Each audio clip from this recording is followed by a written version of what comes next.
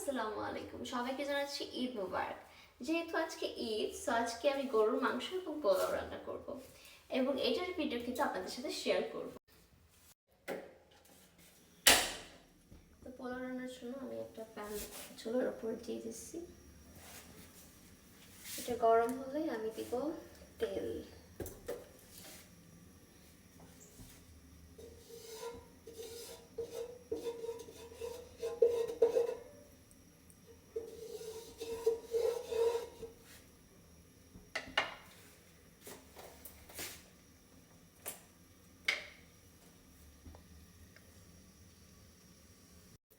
Saucepan গরম হয়ে গেছে, তো এখন আমি এখানে পরিমাণ মতো তেল দেব।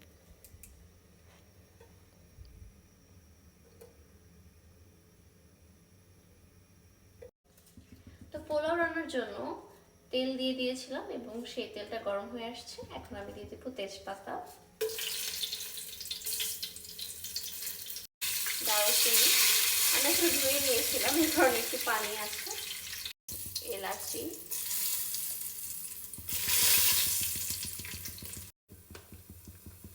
এখন দিয়ে দিব পেঁয়াজ কুচি,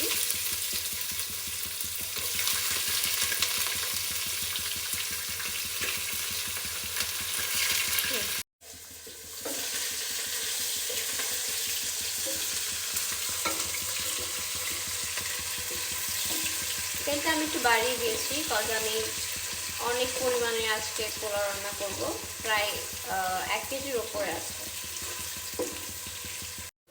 তো আমার পেঁয়াজটা লালচে কালার হয়ে আসছে, এখন আমি এখানে মশলা বাটাটা দিয়ে দিব।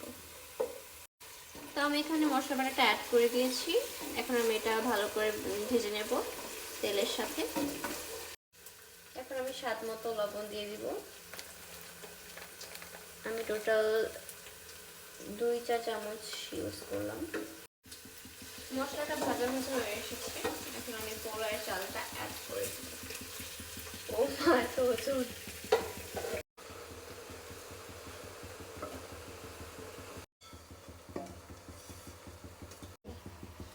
এখন আমি পোলাওটা অ্যাড করার পরে একটু নাড়াচাড়া করে দেন পোলাওটা একটু ভেজে নেব।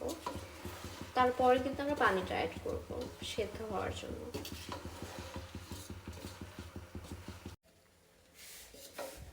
আমি 3-4 মিনিট ভেজে নিয়েছি এটা।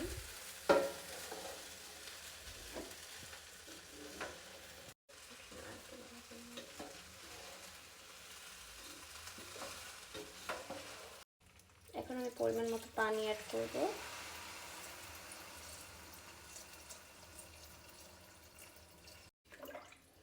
আমি পরিমাণ মতো পানি দিয়ে নিয়েছি, এখন আমি নাড়াচাড়া করে একটু ঢেকে দেব। এখন এটার এখান পর্যন্ত সমাপ্ত। দেন আমরা যখন এটা রান্না কমপ্লিট হবে আবার এটা আমি দেখাবো যে পোলাওটা কেমন হয়েছে। তো এখন আমি তরকারি রান্না করার জন্য উপকরণগুলো রেডি করতে থাকি।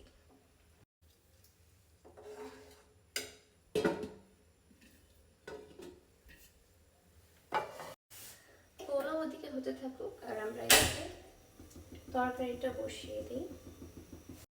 তো ওদিকে পোলাও হতে থাকুক আর আমরা এদিকে তরকারি বসিয়ে দিই। তো তরকারি রান্না করার জন্য আমি চুলার উপরে বসিয়ে দিয়েছি একটা প্যান।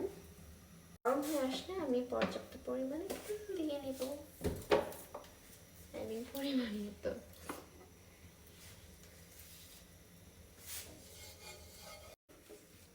তোমার প্যানটা গরম হয়ে এসেছে, এখন আমি এখানে ঢেলে দিব তেল।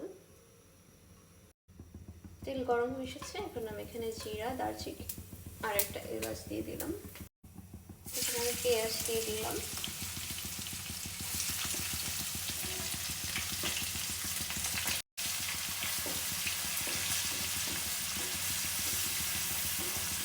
এটা এখন ভাজা ভাজা করে নিব।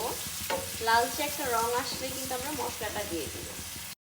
আমার পেঁয়াজটা কিন্তু লালচে একটা রং চলে আসছে, এর মধ্যে আমি দিয়ে দিয়েছি মশলা বাটা।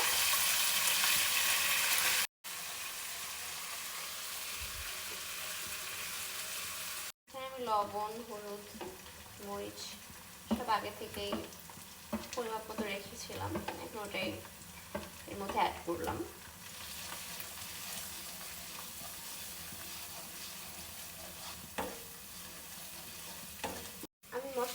কষানোর জন্য একটু পানি দিয়ে নিলাম সামান্য পরিমাণে। এখন এই পানিটা দিয়ে এটা ঢেকে দিব একটু মশলাটা কষানোর জন্য।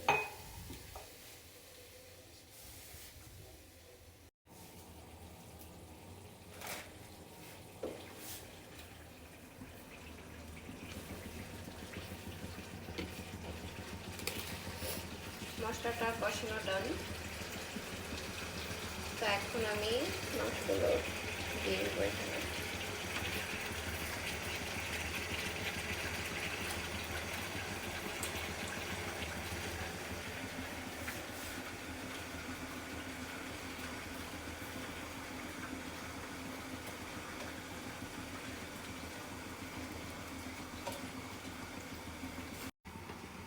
এটা ভালো করে নেড়ে চেড়ে নেব।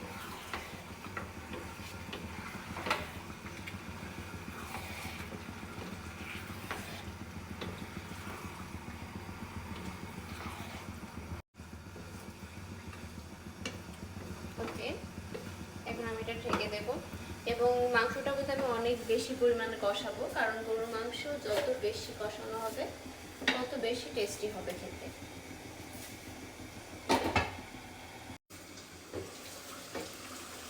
বেশ কিছুক্ষণ মাংসটা কষিয়ে নিয়েছি, এখন এর মধ্যে আলু দিয়ে দিব।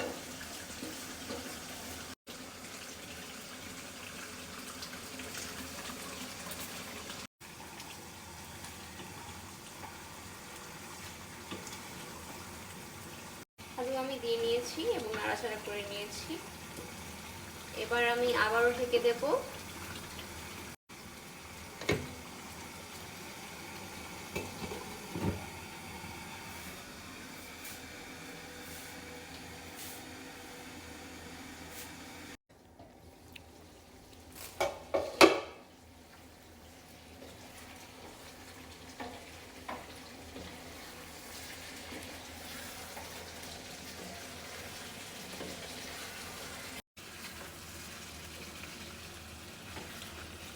আমি একটু পানি দিলে নেব, বিকজ পানি দিলে হচ্ছে সিদ্ধটা বেশি হবে।